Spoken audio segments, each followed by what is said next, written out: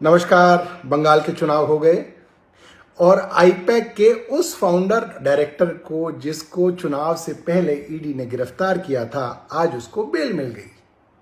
और बेल भी lower court से, जो कि मैंने कभी नहीं सुना कि ईडी की बेल लोअर कोर्ट से मिल जाए। मगर बेल इसलिए मिल गई क्योंकि सरकार ने यानी कि ईडी ने उनकी बेल को अपोज नहीं किया, यानी कि कहा कि साहब बेल देनी है तो दे दीजिए, हमें कोई दिक्कत नहीं। क्योंकि आप समझिए, बंगाल के चुनाव हो गए।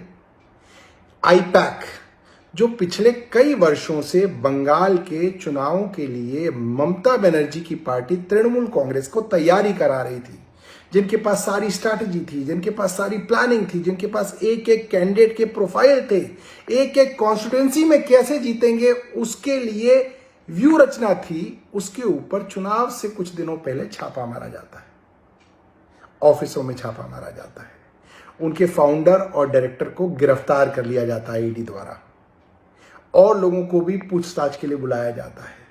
इतना प्रेशर बनाया जाता है कि बताया गया है कि आईपैक ने अपने ज्यादातर काम करने वाले एम्प्लॉयज को छुट्टी पे भेज दिया कि वो तृणमूल कांग्रेस का काम ना कर सकें।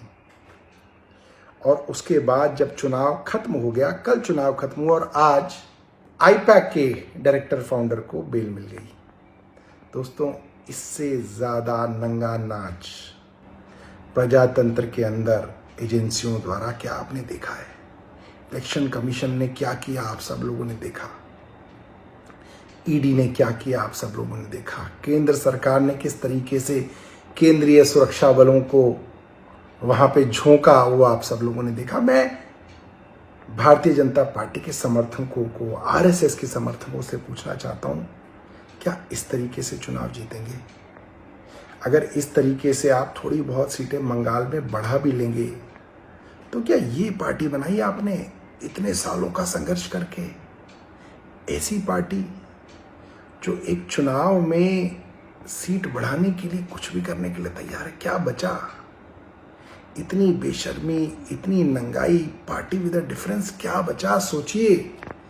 भारतीय जनता पार्टी में जो सत्ता भोग रहे हैं वो नहीं सोचेंगे, क्योंकि वो तो सत्ता भोग रहे हैं, उनके बच्चे सत्ता भोग रहे हैं।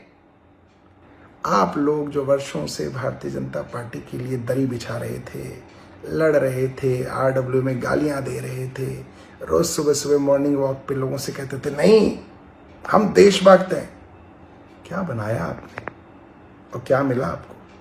सोचिएगा। धन्यवाद। जय हिंद।